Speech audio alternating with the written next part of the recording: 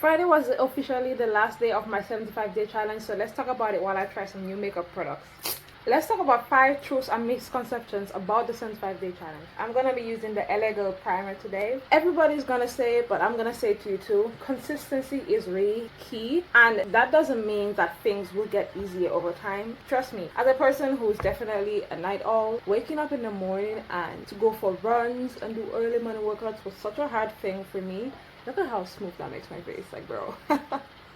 You see that? It always used to be a struggle to get up and start the day, but I feel like once I get up and I actually get into it, it actually became very easy and I could actually get through the day. Now, it didn't make it easier every single day. That there were some days where I genuinely just did not want to wake up. I did not feel it. I did not have the energy. I just wanted to skip the day. But I would just keep pushing, and there's where consistency comes in. If you give yourself that goal, like, you're gonna regret it if you don't do it, then you feel much better when you do it. Results will vary for everyone, and I think that should be like an obvious thing, but it's actually not. I feel like when someone gets into the 75-day challenge, they expect their body to become perfect by either halfway through or at least directly by the end of the 75-day challenge, but I don't think that's how it works. Your body type, your starting goal, your starting weight, your diet, everything that you were doing before and that you started doing while you're doing this challenge will determine your results. I lost weight, but I didn't lose like a significant amount of weight as compared to other people. I did not do intense workouts. My challenge was actually the 75 easy challenge, so I don't expect to come out with biceps and glutes to the gods and all kinds of things, but I did get the results that I wanted. I did lose the weight, my body did tone, I felt the difference, my skin got clearer, I ate healthier, I slept better. That was what I was trying to achieve, and that is what I got. It's okay to miss a day. I know that the whole thing is to just try to go 75 days without missing a day, but I feel like because of that, a lot of people push themselves way too hard and they miss the actual point of the challenge. It's not just about getting into shape. I feel like the 75 challenge, at least for me, was more of a wellness challenge more than anything. I feel like I put a lot of things that affected my mental health more than my physical health in this challenge. Like, I did sleeping well, eating well, journaling. A lot of people do this, but nobody actually just puts it for the idea of their mental health. They just put it because everybody else is putting it. Oh my sweet Jesus. There are so many things that could happen while you're doing that challenge to prevent you from completing a day. That doesn't mean that you failed the challenge overall. You can always just add back that day. I missed 2 weeks. 2 weeks. And I just add back the days and I continue the challenge like nothing ever happened. I'm going to be trying some new sponges today. It's about time. I want to see if I can rip. Oh, I can't rip this. They feel really sturdy. They feel really nice. I'm actually going to try to... I took this pack because I like all the shapes and I thought this would be great for getting under my eyes. I feel like this has a really nice shape for getting in my inner corners. But the brown one or the triangular one? I'm going to try the triangular one. Let's see how good it does my blending my concealer. I think I steadied it. Oh, damn. I forgot to wet my sponge. Don't do like me. As I was saying, I feel like a lot of people need to understand that the 75-day challenge, although I said it already, is not only a fitness challenge, it's a wellness challenge. It's supposed to attack every aspect of your being, your mental health, your physical health, your emotional health.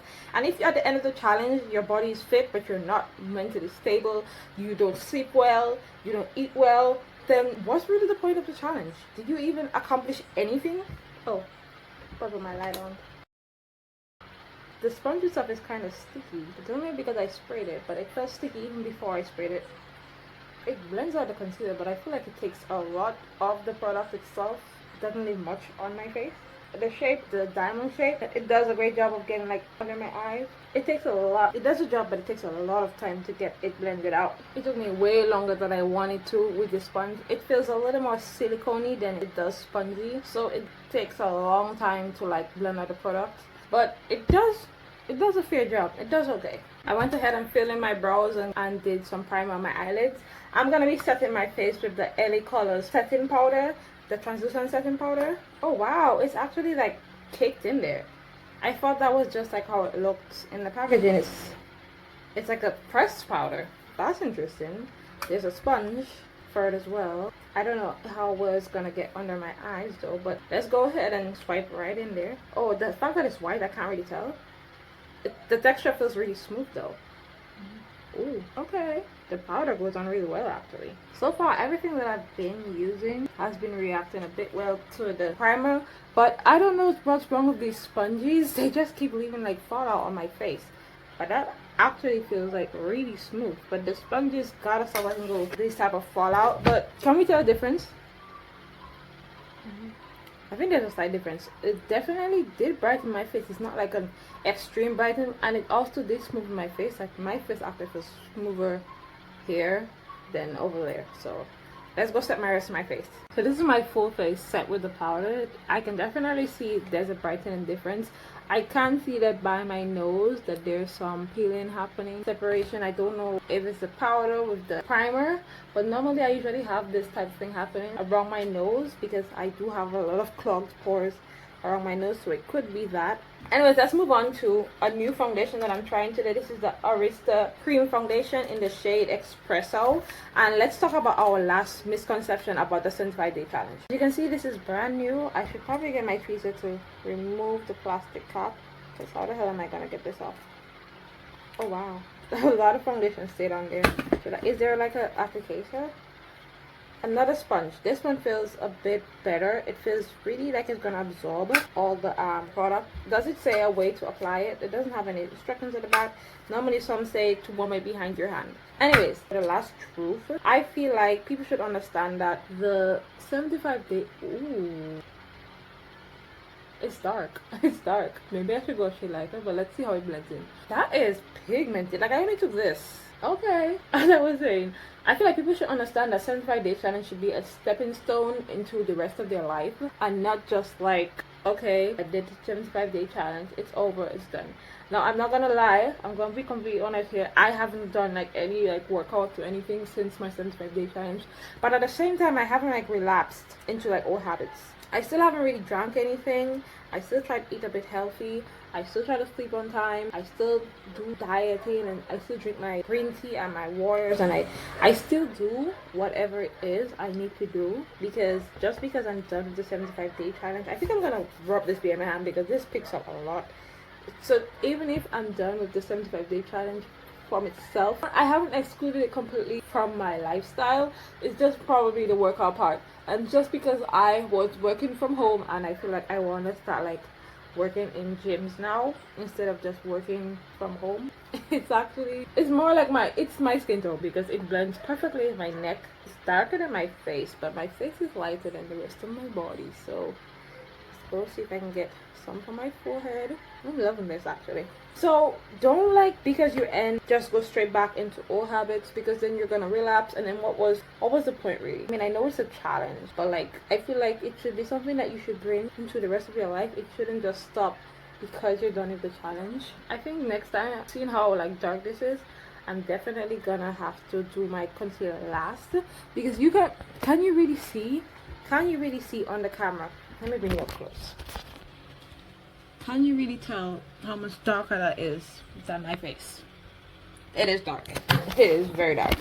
I'm gonna definitely have to go with the sponge. The sponge itself holds a lot of product. I don't know how long this sponge would last because of how much products it holds, but I'm trying to just drag it down. I'm trying to spread it down and drag it down to my neck. I now know that a little goes a long way with this. I'm trying to blend it out the best that I can, but it does match my skin well. It gives me a nice bronzed look. I really like that. I'm gonna use a moist sponge from one of the packs of the sponge that I just bought, and I'm just gonna try to see if I can like soften this foundation. Oh, this sponge feels so good. Ooh, that feels so soft and so nice. Okay, it's definitely blending the foundation, and you can see that it's taking off all the excess. Oh, it's doing what it's actually doing. Ooh, I'm glad that I took this one. I like how like I took the part that has a flat tip in the end, and that has a point for probably getting in the corner. But as you can see, this gets like right up under my eyes. It gets in there. I'm definitely gonna go back with some of the translucent powder and reset my under eyes, because now I just feel like my face looks really dark. Okay, so I'm actually gonna bake this time. So I'm gonna bake a bit with the translucent powder, and instead of using the sponge that it came with, I'm gonna use a brush. I know to bake you should probably use a sponge, but I just want to see what a brush will do. Oh yeah, the brush actually applies it really well. It's much better than a sponge because I really don't like the sponge that it came with. Can you see that? Whoa. Let's do a second coating because wow, that was actually really impressive. No, you need to see this. Can you see that? Pull up my back camera to give you a close-up. This is the side of just the foundation. The previous concealer, I didn't do any second coating of powder. This is the side that I did the second coating of powder on. I don't know if the camera picks up the difference, but that makes such a difference. That side is so much smoother and brighter. It's still not as bright. This setting powder, I realize, is not that bright, but it does do a good job of setting the face. So it does what it has to do. Okay, I'm gonna carve my brows with this LA Girl concealer in the shade Espresso. This is really the shade that I use. As you can see, this is a brand new brush because I just love this concealer. It does such a great job, and it's actually my skin tone, which is actually why I went for the Espresso shade in the foundation. But I can see that for concealer and for foundation, I feel like this has a more lighter tone. This one is really darker, or I don't know, it's because when you are, what's the word I'm looking for? You build upon it. So I'm gonna use my Body Shop flat angle brush, and I'm just gonna go ahead and take, I know this is not the one you should use for your concealer. You should probably use a flat tip brush, but I kind of like this one. I like how it gets under the roundness of my brows. A lot of people don't conceal the top of their brows, but I just like my brows to be really defined and really sharp. So I'm gonna go ahead and conceal the top of my brows. Eyebrows are carved. I'm gonna be using the darkest brown shade in this Nana Cocoa palette. I actually tried this yesterday. It's really pigmented. Look at this. I'm only gonna give it like one swipe and look, brown as hell. So I'm gonna take my nice fluffy brush. Actually, I'm gonna take my Britney detailing brush. That's the end of it, and I'm gonna go lightly into the brown, knock off the excess, and I'm just gonna go in my crease. Can you see how dark that is? And I'm gonna take the ends of it, I'm gonna brush it up, circular motions, and I'm gonna blend it upward. Then I'm gonna take this blush. It's really beat up, but it's an LA Colors in the shade Spiced Rum, and I'm gonna take a bit of it on this eyeshadow brush, and I'm gonna kind of rub it in on the edges. I actually got this idea for this technique from Jackie Aina, where she said that you could put your color of your blush into your eyeshadow or into your contour to just give it that like seamless look, and I've never gone back from since then. You see how good that looks? I'm going to take a larger fluffy eyeshadow brush. This is the MAC brush, and I'm going to go closer to the edges of the two colors, and I'm going to go in circular motions just to kind of blend it out a little bit more. I'm going to take a nude from my eyeshadow palette. I honestly need to get the name of this palette because I can't remember its name. I'm gonna take a smaller eyeshadow brush, and I'm gonna go into this like nude brown color at the bottom. I'm gonna put it like on the base of my eyelid. And yeah, so this is what the eye is looking like. And I'm gonna go back with my Spiced Rum blush. It does come with its own brush, but I don't really like how this applies. It's a bit pigmented, so I'm trying not to go too crazy. And I'm just gonna go for a bit on the cheek. Like, this has like such a nice skin-like finish. Because I put the blush in my eyeshadow, I'm gonna tilt the end of my brush, that's why I like to use this, and kind of drop it in my eyeshadow. That way when you look at my face, there's gonna be like a seamless line between my eyeshadow and my blush. Okay, no more new products to try. We're gonna go ahead and come this loop, put some lashes, put some earrings. Okay, hair is done, eyelashes and jewelry are on. I'm gonna set my face with the J2 setting spray. Normally I would set my face with the Redis makeup setting spray, but I'm looking for a matte finish today, and this offers a glowy finish, whereas the J2 setting spray offers more of a matte finish. Anyways, let me know in your comments if you would try the 75-day challenge, and if you have, let me know what are your truths and misconceptions about the 75-day challenge.